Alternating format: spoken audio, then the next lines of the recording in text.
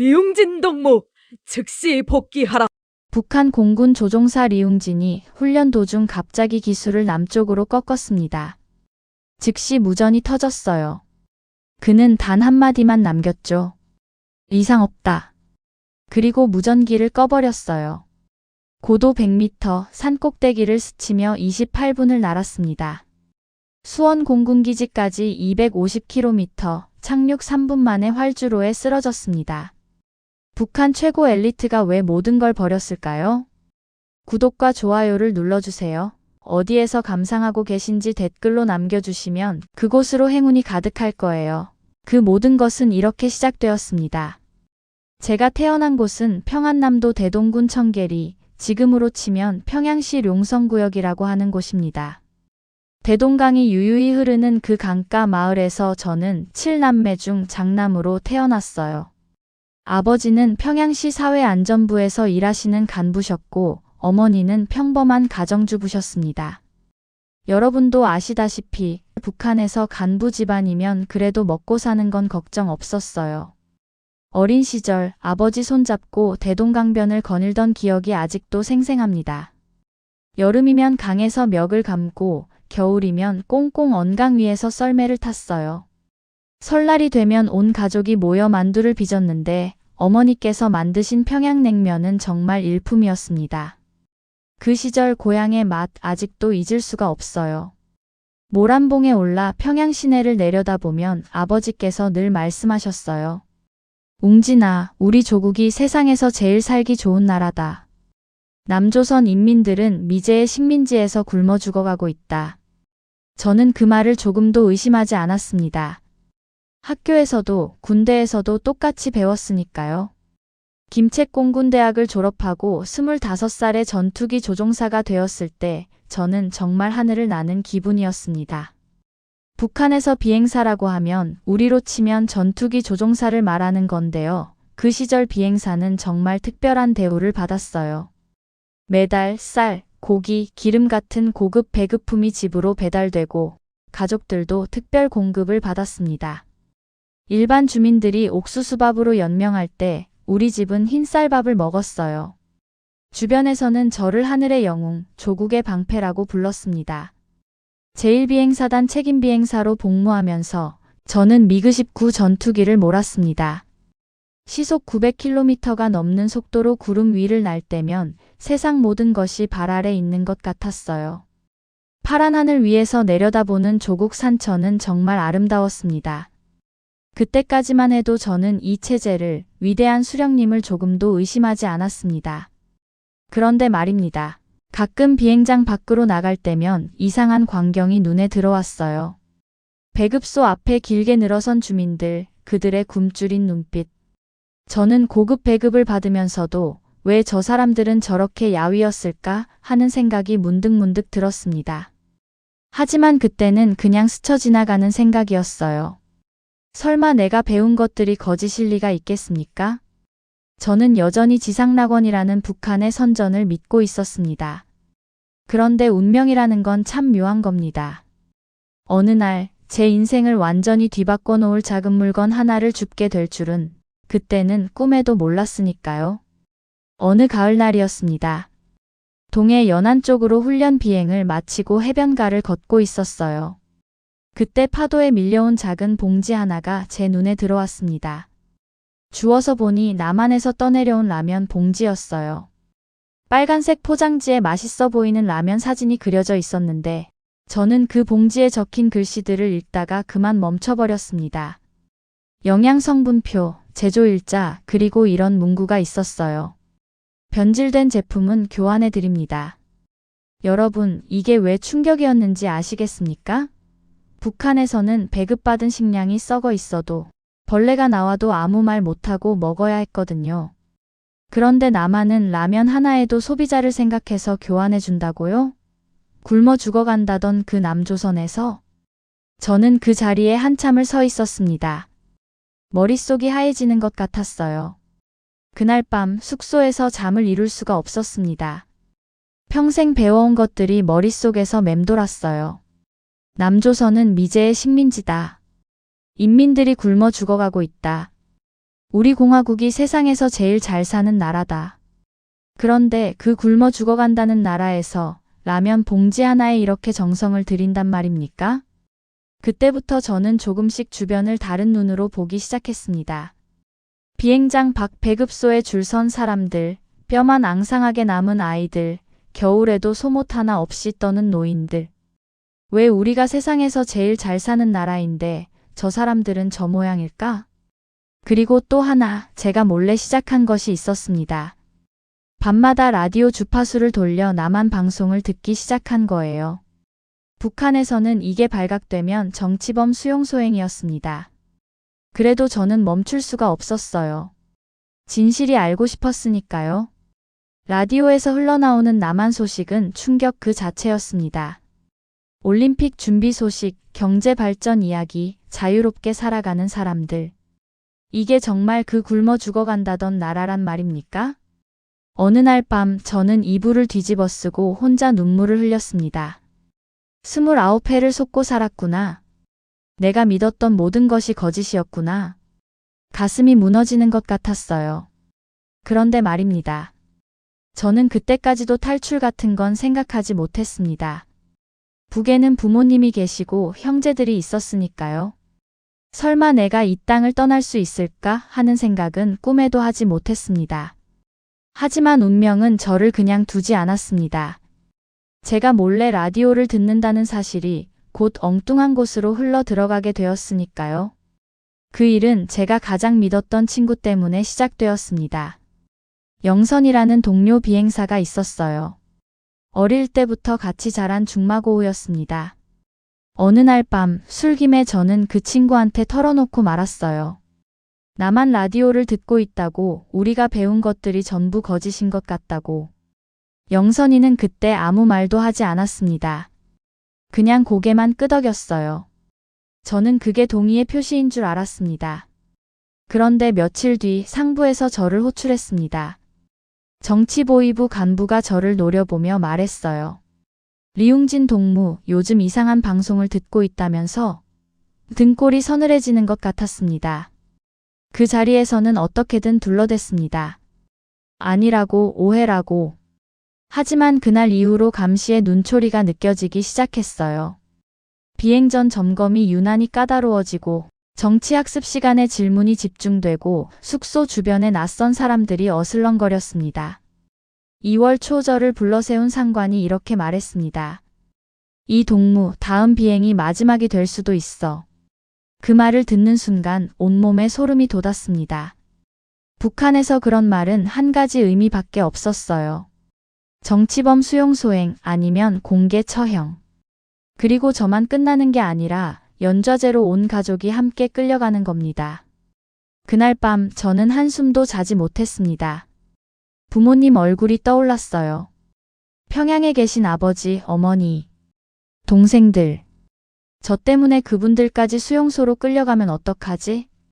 여러분도 아시다시피 북한의 정치범 수용소는 한번 들어가면 살아나오기 어려운 곳입니다. 6.25 때 포로 수용소보다 더 끔찍하다는 얘기를 들었어요. 온 가족이 끌려가서 강제 노동을 하다가 굶어 죽거나 맞아 죽거나. 저는 이를 악물었습니다. 이대로 당할 수는 없다. 어차피 잡히면 끝이다. 그렇다면 문득 제가 모는 미그-19 전투기가 떠올랐습니다. 시속 900km가 넘는 속도, 휴전선까지 불과 10여 분 거리. 마음만 먹으면 단 한 번의 비행으로 이 지옥을 빠져나갈 수 있었습니다. 하지만 그건 편도 티켓이었어요. 한 번 가면 다시는 돌아올 수 없는 길. 부모님을, 형제들을 영영 볼 수 없게 되는 길. 저는 며칠 밤을 뜬 눈으로 지새웠습니다. 가슴이 찢어지는 것 같았어요. 그러나 결국 저는 결심을 내렸습니다. 남으로 가자. 죽을 각오로 자유를 향해 날아가자. 결심을 내린 뒤로 저는 철저하게 준비하기 시작했습니다. 먼저 남한의 비행장 위치를 머릿속에 새겼어요. 물론 북한에서는 그런 정보가 금지되어 있었지만 비행사라면 적의 기지 위치 정도는 대충 알고 있었습니다. 서해 쪽으로 날아가면 수원 근처에 공군 기지가 있다는 것, 거기까지 가려면 어떤 경로로 가야 레이더망을 피할 수 있는지 밤마다 머릿속으로 계산하고 또 계산했어요. 연료량도 꼼꼼히 따져봤습니다. 미그 19의 최대 항속거리, 개천에서 수원까지의 직선거리, 초저공 비행 시 연료 소모량. 종이에 적을 수도 없으니 전부 머릿속에 담아야 했어요. 한밤중에 이불 속에서 손가락으로 허공의 지도를 그리며 경로를 외웠습니다. 가장 큰 문제는 북한의 지대공 미사일이었습니다. 휴전선 인근에는 미사일 기지가 촘촘하게 배치되어 있었거든요. 레이더에 잡히면 바로 미사일이 날아옵니다. 사정거리가 수원까지 닿는다는 걸 알고 있었어요. 제가 아무리 미그기를 잘 몬다 해도 미사일을 피할 수는 없었습니다. 그래서 저는 아주 위험한 방법을 선택했습니다. 초저공 비행. 고도 50에서 100m, 거의 땅바닥을 기어가듯이 나는 겁니다. 여러분, 전투기가 시속 900km로 날면서 고도 50m를 유지한다는 게 얼마나 위험한 일인지 아시겠습니까? 눈앞에 산이 나타나면 1초 만에 부딪힙니다. 조금만 실수해도 땅에 처박혀 죽는 거예요. 말 그대로 목숨을 건 도박이었습니다. 탈출 날짜도 신중하게 골랐어요. 2월 25일 로켓 사격 훈련이 예정된 날이었습니다. 훈련 비행이면 연료를 꽉 채워주거든요. 그리고 편대 비행 중에 이탈하면 초반에는 훈련 기동으로 착각할 수 있어요. 몇 분이라도 시간을 벌 수 있는 거죠. 2월 24일 밤 저는 마지막으로 평양에 있는 부모님 댁 근처를 찾아갔습니다. 겨울밤 찬바람이 뺨을 때렸어요. 골목 어귀에 서서 멀리 불 켜진 창문을 바라봤습니다. 저 안에 아버지, 어머니가 계시겠지. 아직 주무시지 않으셨나 보다. 어머니는 또 아버지 양말을 깁고 계실까? 아버지는 라디오 앞에서 졸고 계실까? 들어가고 싶었어요. 마지막으로 어머니가 끓여주시는 된장찌개 한 그릇 먹고 싶었습니다. 아버지 손 한번 잡아드리고 싶었어요. 하지만 들어가면 못 떠날 것 같았습니다. 아니, 제가 찾아간 게 알려지면 부모님까지 위험해질 수 있었어요. 아버지, 어머니. 불효자를 용서해 주세요. 다시는 못 뵐지도 모릅니다. 부디 건강하게 오래오래 사세요. 통일되면 꼭 찾아뵙겠습니다. 저는 속으로 그렇게 인사를 드리고 창문 불빛을 향해 깊이 허리를 숙였습니다. 그게 부모님께 드리는 마지막 절이었어요.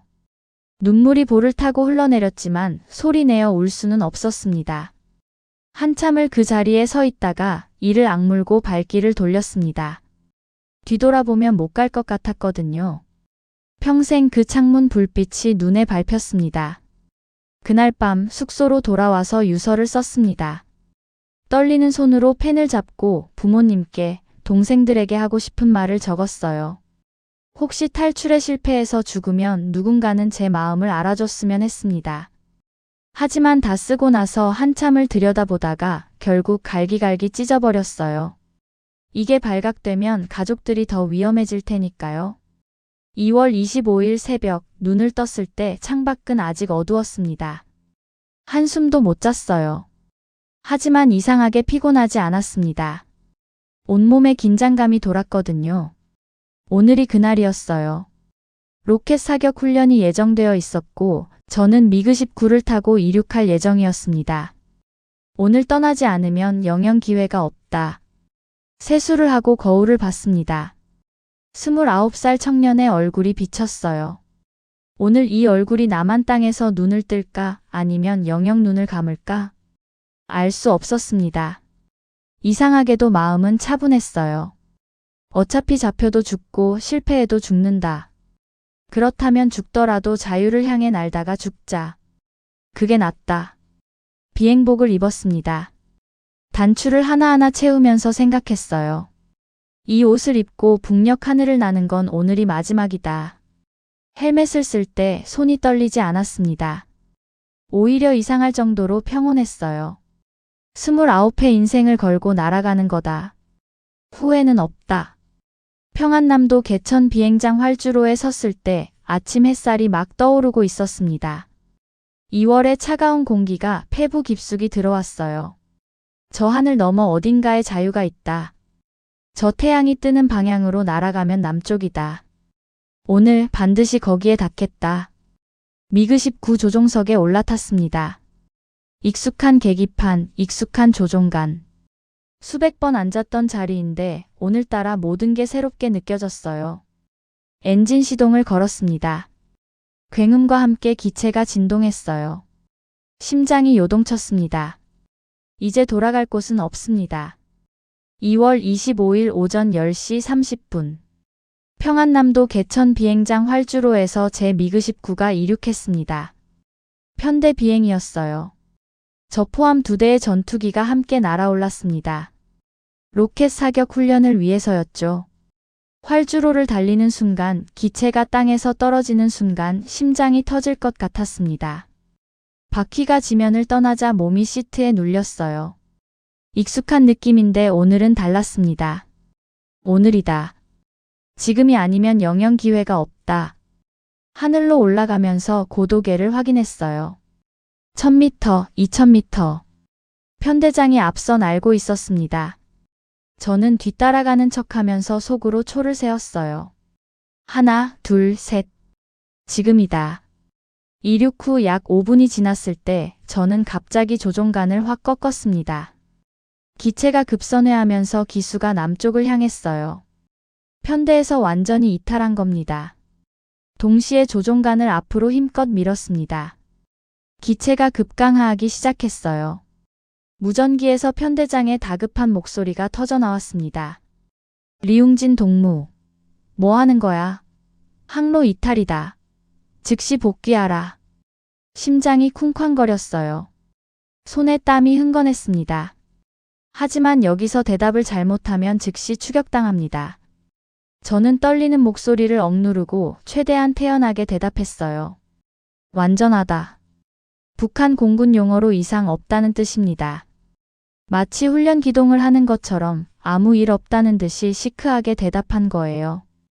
그리고 바로 무전기를 꺼버렸습니다. 이제 뒤를 돌아볼 여유가 없었어요.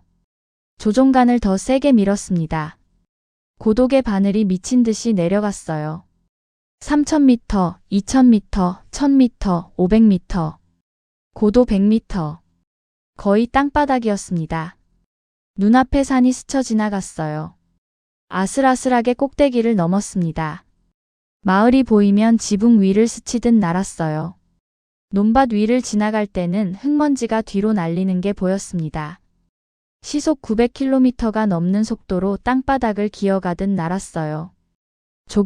조금만 실수해도 땅에 처박히는 겁니다. 온몸에 식은 땀이 흘렀어요. 하지만 멈출 수 없었습니다. 레이더에 잡히면 미사일이 날아옵니다. 그러면 끝이에요. 황해도 상공을 지날 때 등 뒤가 서늘해지는 느낌이 들었습니다. 뒤에서 뭔가 따라오는 것 같았어요. 북한 전투기가 추격하는 건가? 미사일이 발사된 건가? 뒤를 돌아볼 수가 없었습니다. 돌아보는 순간 산에 부딪힐 테니까요. 그냥 이를 악물고 앞만 보고 달렸어요. 제발 쫓아오지 마라. 제발 미사일 쏘지 마라. 속으로 그렇게 빌었습니다. 하늘에 계신 할아버지, 할머니한테도 빌었어요. 저 좀 살려주세요. 남쪽 땅만 밟게 해주세요. 얼마나 날았을까요? 10분? 15분? 시간 감각이 없었어요. 그냥 미친 듯이 남쪽으로 내달렸습니다. 10시 45분경 눈앞에 푸른 바다가 펼쳐졌습니다. 서해였어요. 황해남도 해주 상공을 지나 바다 위로 나온 겁니다.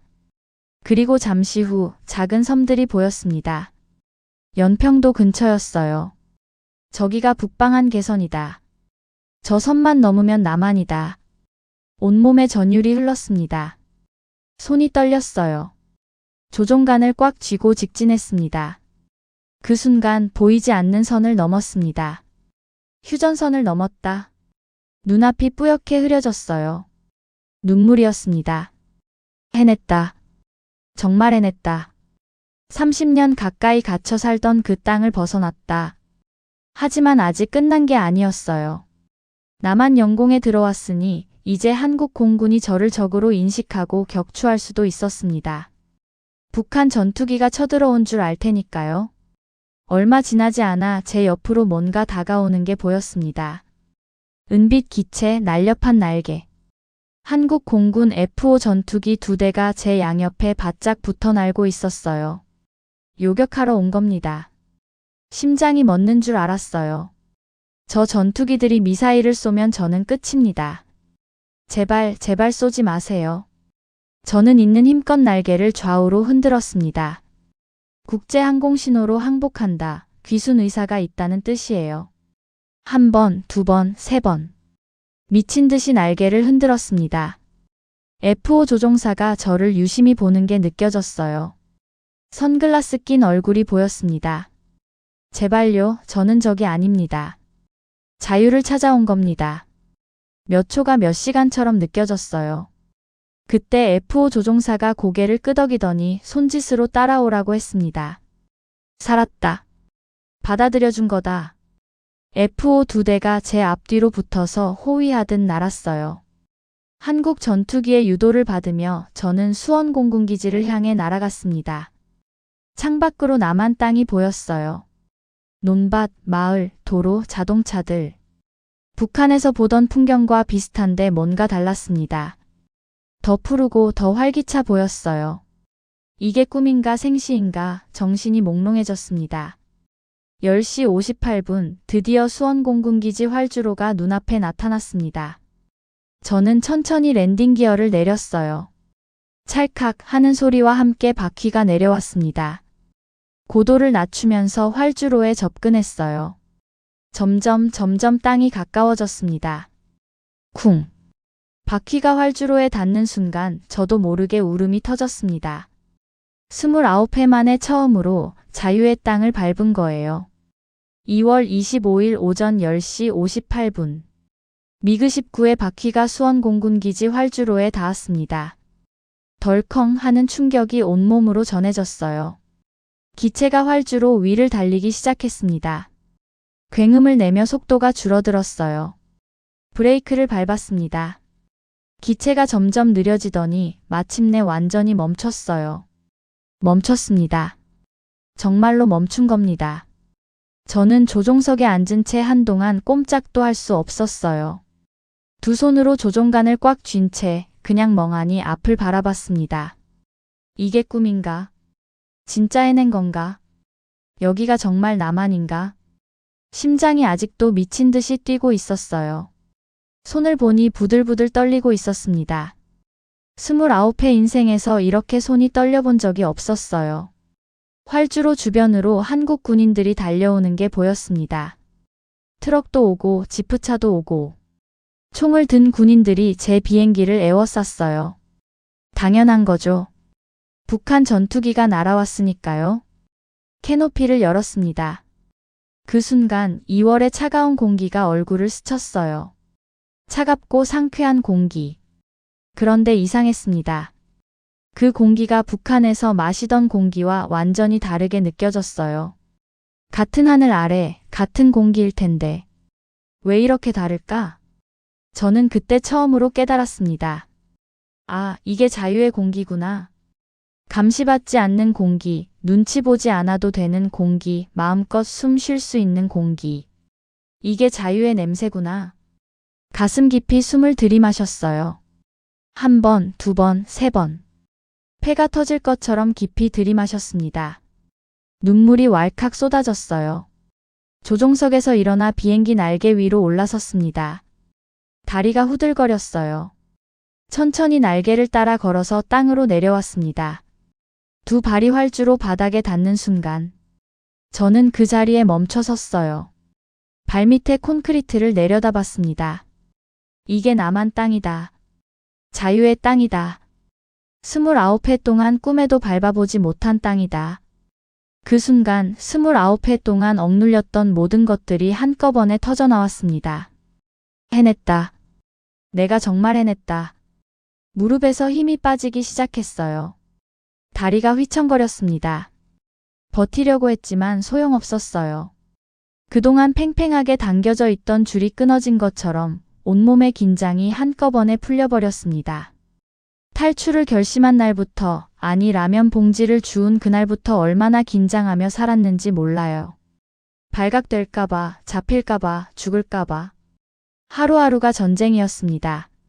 잠을 자도 잠을 잔 게 아니었어요. 밥을 먹어도 밥맛을 몰랐어요. 매 순간이 살얼음판이었습니다. 그런데 지금 그 모든 긴장이 한꺼번에 사라진 겁니다. 몸이 말을 듣지 않았어요. 그리고 그 순간 북에 두고 온 사람들 얼굴이 스쳐 지나갔습니다. 아버지, 어머니, 동생들. 어젯밤 멀리서 바라봤던 그 창문 불빛이 떠올랐어요. 저 안에서 어머니가 아버지 양말을 깁고 계셨겠지. 아버지는 라디오 앞에서 졸고 계셨겠지. 그분들은 지금 아들이 남쪽으로 날아간 걸 알고 계실까? 알면 얼마나 놀라실까? 이제 다시는 못 만난다. 영영 볼 수 없다. 가슴이 찢어지는 것 같았어요. 숨을 쉴 수가 없었습니다. 저는 살았지만 그분들은 어떻게 되실까? 연좌제로 끌려가시면 어떡하지? 그 생각이 머리를 때렸어요. 무릎이 꺾였습니다. 활주로 바닥에 털썩 주저앉았어요. 주변에서 한국 군인들이 달려왔습니다. 괜찮습니까? 일어나십시오. 하는 소리가 들렸어요. 하지만 저는 일어설 수가 없었습니다. 눈물이 멈추지 않았어요. 소리내어 울었습니다. 엉엉 어린아이처럼 울었어요. 29회 동안 이렇게 울어본 적이 없었는데 그날은 모든 눈물을 다 쏟아냈습니다. 자유를 얻은 기쁨, 살아남았다는 안도감, 북에 둔 가족에 대한 죄책감, 다시는 못 만난다는 슬픔, 그 모든 감정이 뒤섞여서 터져나왔어요. 착륙한 지 3분도 채 되지 않아 저는 활주로 위에 완전히 엎어졌습니다. 차가운 콘크리트 바닥에 이마를 대고 엎드린 채 한참을 울었어요. 나중에 사람들이 물었습니다. 왜 쓰러졌느냐고. 저는 이렇게 대답했어요. 그동안 너무 긴장하고 살았습니다. 하루하루가 전쟁 같았어요. 감시받고 의심받고 숨막히게 살았습니다. 그런데 남한 땅을 밟는 순간 그 모든 긴장이 한꺼번에 풀어진 겁니다. 그리고 또 하나 차마 다 말하지 못한 이유가 있었어요. 처음 마셔본 자유의 공기가 너무 벅찼습니다. 같은 공기인데 왜 이렇게 달랐는지 몰라요. 그 공기를 마시는 순간 온몸에 힘이 빠졌어요. 이게 자유구나. 이게 사람답게 사는 거구나. 그리고 북에 두고 온 가족들 생각에 심장이 무너져 내렸습니다. 아버지, 어머니, 불효자를 용서해 주세요. 저는 살았지만 이제 영영 못 뵙습니다. 자유를 얻었지만 동시에 모든 것을 잃은 기분이었어요. 한국 군인들이 저를 부축해서 일으켜 세웠습니다. 누군가 따뜻한 물을 건네줬어요. 누군가 제 등을 토닥여줬습니다. 수고하셨습니다. 이제 괜찮습니다. 하는 목소리가 들렸어요. 따뜻한 손길이었습니다. 북한에서는 느껴보지 못한 온기였어요. 이 사람들은 나를 적으로 보지 않는구나. 총을 겨누는 게 아니라 물을 주고 등을 토닥여주는구나. 같은 민족으로 한 형제로 받아들여주는구나. 그제야 저는 고개를 들어 하늘을 올려다봤습니다. 2월의 파란 하늘, 하얀 구름. 북한에서 수백 번 날아다녔던 그 하늘과 똑같은 하늘인데 왜 이렇게 눈부실까? 이곳이 자유의 나라구나. 내가 목숨 걸고 찾아온 곳이 바로 여기구나. 저는 그렇게 자유의 땅 위에서 태어나서 처음으로 마음껏 울었습니다. 누구 눈치 볼 것 없이, 감시받을 걱정 없이 가슴에 묻어뒀던 모든 눈물을 쏟아냈습니다. 그날의 그 활주로, 그 차가운 콘크리트 바닥, 그 파란 하늘. 평생 잊지 못할 겁니다. 귀순 후 며칠간은 정신이 하나도 없었습니다. 한국 정보기관에서 조사도 받고 건강검진도 받고 이것저것 정신없이 지나갔어요. 그런데 놀라웠던 건 누구도 저를 때리거나 협박하지 않았다는 겁니다. 북한에서는 상상도 할 수 없는 일이었어요. 3월 4일 귀순 50회 만에 기자회견을 했습니다. 수많은 카메라와 기자들 앞에 섰을 때 저는 이렇게 말했어요. 나는 할 말이 많습니다. 그리고 북한의 실상을 낱낱이 고발했습니다. 굶주리는 주민들, 정치범 수용소, 거짓 선전. 29회 동안 보고 듣고 겪었던 모든 것들을요. 기자들이 깜짝 놀라는 표정을 지었어요. 북한 공군 장교의 증언이었으니까요. 그런데 여러분, 진짜 놀라운 건 나만의 일상이었습니다. 처음 서울거리에 나갔을 때 저는 입이 떡 벌어졌어요. 상점마다 물건이 넘쳐나고 사람들은 자유롭게 오가고 밤에도 불이 환하게 켜져 있었습니다. 이게 그 굶어 죽어간다던 남조선이란 말입니까? 제일 충격받은 건 24시간 가게였어요. 북한에서는 밤 10시만 되면 온 나라가 깜깜해지거든요. 전기가 없어서요. 그런데 남한은 새벽에도 편의점이 열려 있고 언제든 라면을 사 먹을 수 있다고요? 그 라면 봉지 하나 때문에 여기까지 왔는데 여기서는 라면이 넘쳐나는구나. 웃음이 나오면서도 눈물이 났습니다. 물론 적응이 쉽지만은 않았어요. 말투가 달라서 놀림을 받기도 했고 남한 사람들의 빠른 생활 속도에 어지러울 때도 있었습니다. 하지만 자유롭게 말하고 자유롭게 생각하고 자유롭게 살 수 있다는 것. 그것만으로도 감사했어요. 2년 뒤 저는 대한민국 공군 소령으로 특별임관했습니다. 북한에서 적이었던 제가 남한 공군 장교가 된 겁니다. 참 묘한 기분이었어요. 같은 하늘을 나는 조종사인데 이제는 다른 나라 군복을 입게 되었으니까요.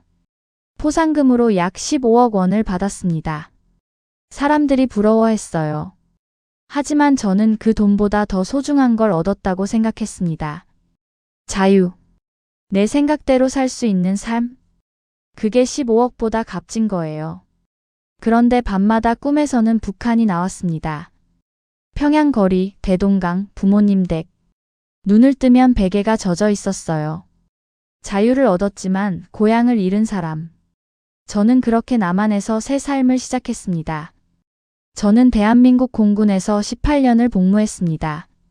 대령까지 진급했어요. 북한에서 적이었던 제가 남한에서 대령이 되다니. 참으로 기구한 인생이었습니다.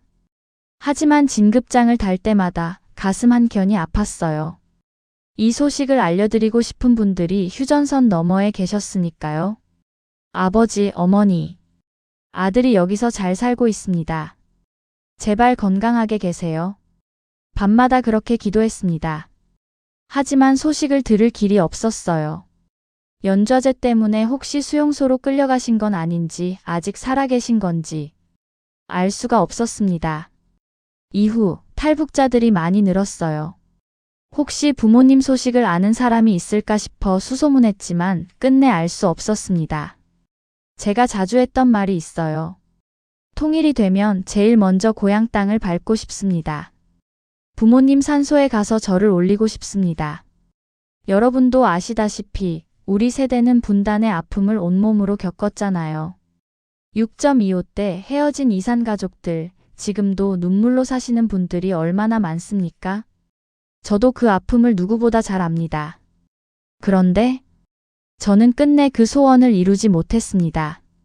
20년이 흐른 어느 5월 4일 저는 지병으로 세상을 떠났습니다. 47살이었어요. 통일은 오지 않았습니다. 고향 땅도 밟지 못했습니다. 부모님 산소도 가보지 못했습니다. 죽음을 앞두고 남긴 마지막 말이 있었다고 해요. 통일되면 고향에 꼭. 그 말을 끝까지 잊지 못하고 눈을 감았답니다. 여러분, 저 리웅진은 비록 세상을 떠났지만 여러분께 꼭 전하고 싶은 말이 있습니다. 자유는 공짜가 아닙니다. 목숨을 걸어야 얻을 수 있는 것입니다. 지금 여러분이 누리는 이 자유 절대 당연한 게 아닙니다. 그리고 부디 통일을 잊지 말아주세요. 저처럼 고향을 그리워하다 눈 감는 사람이 더는 없었으면 좋겠습니다. 헤어진 가족들이 다시 만날 수 있는 날이 오길 간절히 바랍니다. 라면 봉지 하나로 세상의 진실을 알게 된 29살 청년. 목숨을 걸고 자유를 찾아 날아온 전투기 조종사. 끝내 고향 땅을 밟지 못하고 떠난 사람. 그것이 제 인생이었습니다. 부디 통일이 되는 그날 누군가 제 대신 대동강변에 가서 이렇게 말해주세요. 리웅진이가 드디어 집에 왔습니다. 감사합니다.